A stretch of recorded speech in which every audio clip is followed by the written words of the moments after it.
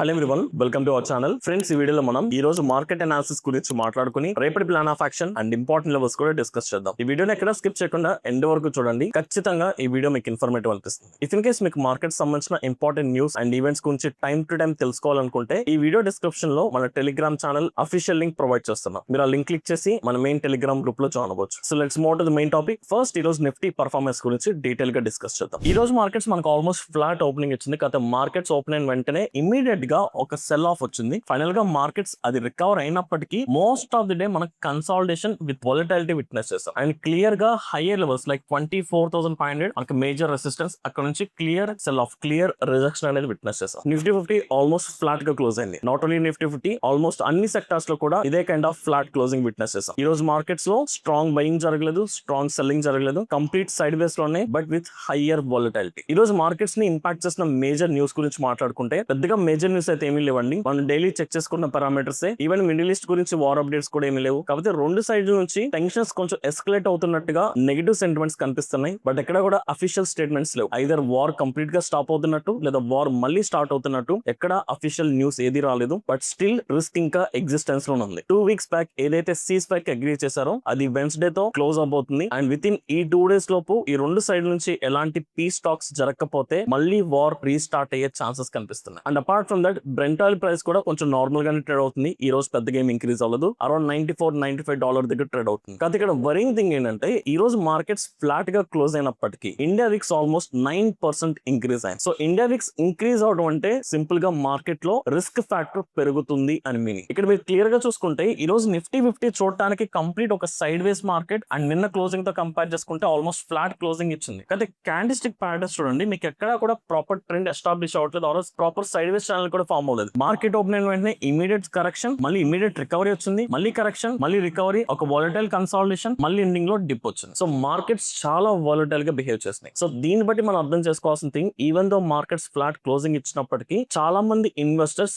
Market లో risk factor ఉందని feel అవుతున్నారు. సో అందుకని ఆ రిస్క్ ని కన్సిడర్ చేసుకుని మన exact plan of action detail గా రెడీ చేసుకోవాలి. అండ్ రేపటి మార్కెట్స్ లో ట్రేడ్ చేసే ముందు మనం కొంచెం అలర్ట్ గా ఉండాల్సిన సినారియోస్ చూసుకుందాం. ఫస్ట్ థింగ్, రేపు మనకి వీక్లీ ఎక్స్పైరీ ఉంది. జనరల్ గా వీక్లీ ఎక్స్పైరీ రోజు మార్కెట్స్ వాలటైల్ గా బిహేవ్ చేస్తాయి. ఈవెన్ దో న్యూస్ లేనప్పటికీ మార్కెట్స్ ఎక్స్పైరీ రోజు వాలటైల్ గా బిహేవ్ చేయడం చాలా కామన్. కానీ ఇక్కడ వార్ టెన్షన్స్ ఎగ్జిస్టెన్స్ లో ఉండడం వల్ల ఇప్పుడున్న వాలటాలిటీకి ఎక్స్పైరీ డే రోజు వాలటాలిటీ యాడ్ అయితే రేపు మన మార్కెట్స్ లో ప్రాపర్ ట్రేడ్స్ ని ఎగ్జిక్యూట్ చేయలేం. అందుకని రేపటి మార్కెట్స్ లో కూడా వాలటాలిటీకి ప్రిపేర్ ఉంటే బెస్ట్. అండ్ దీంతో పాటు రేపటి మార్కెట్స్ మనం చెక్ చేసుకోవాల్సింది obviously crude oil prices. Present అయితే స్టేబుల్ గా ఉంది. సమ్వే క్లోజ్ టు $95 దగ్గర ట్రేడ్ అవుతుంది. బై చాన్స్ $100 క్రాస్ అయిందంటే అది అగైన్ మళ్ళీ మార్కెట్స్ ఫాలో అవడానికి కారణం అవుతుంది. అండ్ థర్డ్ ఆస్పెక్ట్, ఈ రోజు మనకి ఇండియా విక్స్ ఇంక్రీజ్ అయింది. ఆల్మోస్ట్ 9% ఇంక్రీజ్ అయింది. ప్రీవియస్ డే క్లోజింగ్ చూసుకుంటే 17 లెవెల్ దగ్గర ఉంది. ఈ రోజు 19 క్రాస్ అయింది. అండ్ ఇండియా విక్స్ కూడా 20 క్రాస్ అయిందంటే మళ్ళీ మార్కెట్స్ రిస్క్ జోన్ లోకి వెళ్తున్నట్టే, మార్కెట్స్ మళ్ళీ ఫాలో అవుతాయి. సో రేపటి మార్కెట్స్ లో ట్రేడ్ ఎగ్జిక్యూట్ చేసే ముందు ఈ 3 సినారియోస్ కి మనం ప్రిపేర్ గా ఉండి వీటికి సంబంధించిన ఇంపాక్ట్ ఎలా ఉంటుంది అనేది మనం టైం టు టైం చెక్ చేసుకోవాలి. And apart from that quarterly results గురించి మాట్లాడుకుంటే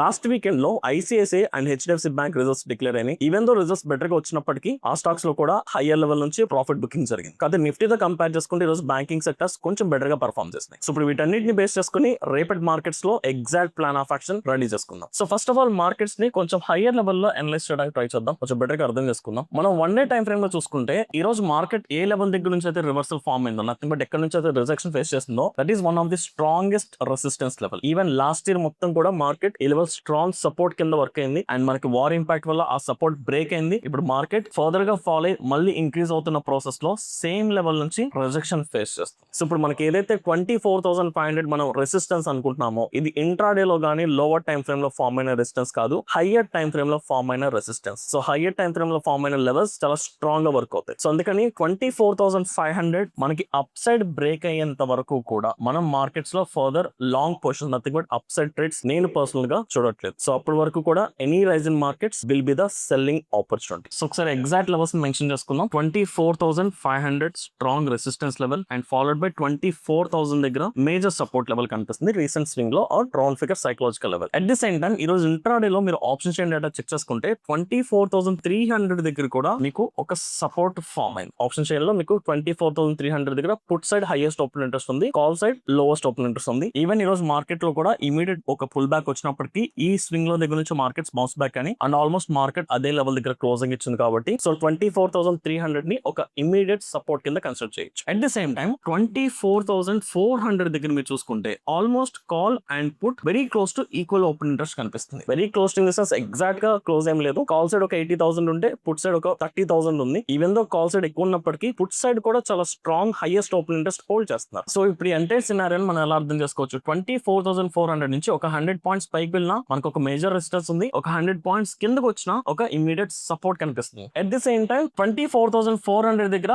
call side put side equal open interest కాబట్టి అదే లెవెల్ గా కన్సాలిడేషన్ కూడా జరగవచ్చు. So it clearly indicates that market ఈ జోన్ లోనే నథింగ్ బట్ ఈ 200 పాయింట్స్ రీజన్ లోనే ఫర్దర్ గా కన్సాలిడేషన్ జరగడానికి హయ్యర్ ఛాన్సెస్ ఉంటాయి. ఇఫ్ ఇన్ కేస్ రేప్ మార్కెట్ గనక 24,300 నుంచి 24,500 ఈ రీజన్ లో ట్రేడింగ్ యాక్టివిటీ జరుగుతున్నట్లయితే this will be completely no trading zone for me. ఎందుకంటే మీకు ఇక్కడ 400 నుంచి 500 వరకు ఎక్స్టెండెడ్ రెసిస్టెన్స్ ఉంది డైలీ టైం ఫ్రేమ్ లో. ఈ జోన్ లో అసలు ట్రేడ్ ఎగ్జిక్యూట్ చేయలేము. మళ్ళీ ఇమీడియట్ గా ఒక 100 పాయింట్స్ డౌన్ సైడ్ ఒక సపోర్ట్ లెవెల్ ఉంది. ఈ 100 పాయింట్స్ లో కూడా మనం ట్రేడ్ తీసుకోలేము. సో దట్స్ వై ఈ ఎంటైర్ జోన్ ని మనం కంప్లీట్ గా ఇగ్నోర్ చేసుకుని ఈ జోన్ బ్రేక్అవుట్ బట్టి మనం ట్రేడింగ్ డెసిషన్ రేపు తీసుకుంటే బెటర్. సో అందుకని కంప్లీట్ గా ఈ 200 పాయింట్స్ రీజన్ బ్రేక్అవుట్ కోసం వెయిట్ చేద్దాం. ఇఫ్ ఇన్ కేస్ మీరు ఆప్షన్ సెల్లర్ రేపు వీక్లీ ఎక్స్పైరీ ఉంది, న్యూట్రల్ స్ట్రాటజీస్ డిప్లాయ్ చేసుకుని ప్రాఫిట్ ఎర్న్ చేసుకోవాలనుకుంటే ఈ జోన్ లో ఉన్నప్పుడు మీరు ఆప్షన్ సెల్లింగ్ చేసుకోవచ్చు. బట్ ఈ జోన్ లో ఉన్నంత వరకు డైరెక్షనల్ ట్రేడింగ్ లేదా ఆప్షన్ బయింగ్ చేయాలనుకుంటున్న వాళ్ళకి ఇది రైట్ లొకేషన్ అయితే కాదు. సో 24,500 అప్ సైడ్ బ్రేక్ అయినప్పుడు మనం లాంగ్ పొజిషన్స్ వెళ్ళొచ్చు. అండ్ 24,500 బ్రేక్ అవుతున్న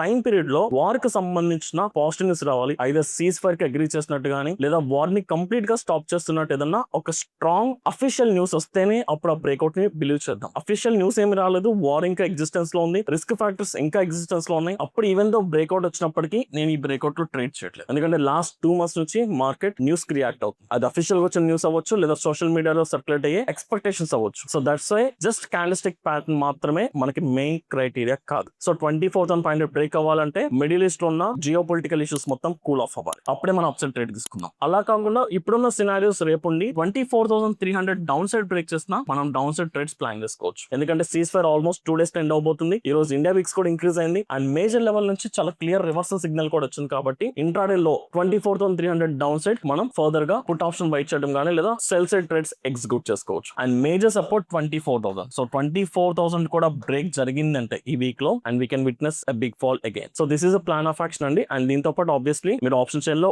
ఓపెన్ ఇంట్రెస్ట్ ఖచ్చితంగా చెక్ చేసుకోవాలి. అప్ సైడ్ వెళ్తున్నామంటే కాల్ ఓపెన్ ఇంట్రెస్ట్ తగ్గి పుట్ ఓపెన్ ఇంట్రెస్ట్ పెరగాలి. డౌన్ సైడ్ ట్రేడ్ తీసుకుంటున్నామంటే కాల్ ఓపెన్ ఇంట్రెస్ట్ పెరిగి పుట్ సైడ్ ఓపెన్ ఇంట్రెస్ట్ తగ్గాలి. Right. So same plan of action Sensex and bank నిఫ్టీలో కూడా ప్లాన్ చేసుకుందాం. సో సెన్సెక్స్ లో మనకి ఇక్కడ 79,000 రౌండ్ ఫిగర్ స్ట్రాంగెస్ట్ రెసిస్టెన్స్. ఈ రోజు మార్కెట్ ఎగ్జాక్ట్ గా అదే రెసిస్టెన్స్ నుంచి క్లియర్ రివర్సల్ వచ్చింది and even lower highs and lower low structure కూడా ఫార్మ్ అయ్యాయి. At the same time support zone చూసుకుంటే మనకి ఇక్కడ రీసెంట్ స్వింగ్ లో 78,400 దగ్గర ఒక టెంపరీ సపోర్ట్ ఫార్మ్ అయింది అండ్ 78,000 దగ్గర మేజర్ సపోర్ట్. సో ఈ సినారియోలో మనం అప్ సైడ్ కి వెళ్ళాలనుకుంటే సేమ్ నిఫ్టీలో ఎలాగైతే ప్లాన్ చేస్తున్నామో ఇక్కడ 78,400 నుంచి 79,000 ఈ జోన్ మొత్తాన్ని మనం కంప్లీట్ నో ట్రేడింగ్ జోన్ కింద కన్సిడర్ చేసుకుందాం. ఈ జోన్ లో అసలు ట్రేడ్ చేయొద్దు. ఈ zone above up side breakout దగ్గర లాంగ్ పొజిషన్, బట్ నిఫ్టీ లాగే వార్ కూల్ ఆఫ్ అవుతున్నట్టు పాజిటివ్ సినారియోస్ కనిపించాలి. లేదు అనుకుంటే 78,400 డౌన్ సైడ్ బ్రేక్ అయితే ఇప్పుడున్న ఎగ్జిస్టింగ్ సినారియోస్ లో కూడా డౌన్ సైడ్ ట్రేడ్స్ తీసుకోవచ్చు. So this is the first location down side trade తీసుకోవడానికి. లేదా 78,000 డౌన్ సైడ్ బ్రేక్ చేసినా కూడా ఈ లెవెల్ దగ్గర కూడా sell side nothing but down side trades plan చేసుకోవచ్చు. ఫైనల్లీ బ్యాంక్ నిఫ్టీ రేపు నిఫ్టీ వీక్లీ ఎక్స్పైరీ ఉంది కాబట్టి ఒకవేళ Nifty upside or down side break చేస్తే నిఫ్టీలో ట్రేడ్ తీసుకోవడం కంటే బ్యాంక్ నిఫ్టీ ప్రిఫర్ చేసుకోవాలి. బ్యాంక్ నిఫ్టీలో రీసెంట్ లెవెల్స్ చూసుకుంటే 57,000 round figure strongest resistance. Even the banking sector better గా ఇంక్రీజ్ అయినప్పటికీ సేమ్ ఎగ్జాక్ట్ రెసిస్టెన్స్ నుంచి lower highs and lower structure form అవుతున్నట్టు సిమిలారిటీస్ కనిపిస్తున్నాయి. అట్ ది సేమ్ టైం ఇక్కడ రీసెంట్ స్వింగ్ లో 56,500 దగ్గర కూడా ఒక టెంపరీ సపోర్ట్ ఫార్మ్ అయింది. సో దట్స్ వై ఈ 500 పాయింట్స్ రీజన్ ని ఇగ్నోర్ చేసుకుందాం. ఎందుకంటే మార్కెట్ ఎప్పుడైనా ఒక major support or major resistance కి వెళ్తున్నప్పుడు అది ట్రెండ్ ని కంటిన్యూ చేయాలన్నా ట్రెండ్ రివర్స్ అవ్వాలన్నా ఇమీడియట్ గా జరగదు. ఖచ్చితంగా కొంత కన్సాలిడేషన్ జరుగుతుంది. ఆ కన్సాలిడేషన్ ఫేజ్ లో వోల్టాలిటీ కూడా ఇంక్రీజ్ అవుతుంది. అందుకని మనం ఆ కన్సాలిడేషన్ ఫేజ్ ఆర్ ఆ నాయిస్ ఎక్కడైతే కనిపిస్తుందో ఆ నాయిస్ ఉన్న జోన్ లో మనం ట్రేడ్ చేయట్లేదు. సో దట్స్ వై ఒక నో ట్రేడింగ్ జోన్ ని మెన్షన్ చేసుకుంటున్నాం అన్ని ఇండెక్సెస్ లో. ఆ నో ట్రేడింగ్ జోన్ బ్రేక్అవుట్ బట్టి డైరెక్షన్ తీసుకున్నాం. 57,000 above by side and 56,500 below down side trades plan చేసుకోవచ్చు. సో ఓవరాల్ గా చూసుకుంటే ఈ రోజు మార్కెట్స్ లో ఫ్లాట్ క్లోజింగ్ ఇచ్చింది. మార్కెట్స్ ని ఇంపాక్ట్ చేసిన మేజర్ న్యూస్ అయితే ఏమీ లేదు. లాస్ట్ 2 months నుంచి ఏదైతే మేజర్ న్యూస్ ఉన్నాయో స్టిల్ ఇంకా అవే రీజన్స్ ఉన్నాయి. ఇంకా రిస్క్ ఫ్యాక్టర్ ఉంది కాబట్టి అప్ సైడ్ వెళ్ళాలనుకుంటే పాజిటివ్ న్యూస్ వస్తేనే అప్ సైడ్ ప్లాన్ చేసుకుందాం. లేదంటే any rise in markets will be the selling opportunity. So overall గా that's it guys. So overall గా this is my plan of action. I hope ఈ video మీకు అర్థమైంది అనుకుంటున్నాను. ఇఫ్ ఇన్ కేస్ ఈ video కనుక మీకు ఇన్ఫర్మేటివ్ అనిపిస్తే ఈ వీడియోని లైక్ చేసి మీ జెన్యూన్ ఒపీనియన్స్ ని కమెంట్ సెక్షన్ లో మెన్షన్ చేయండి. Thank you.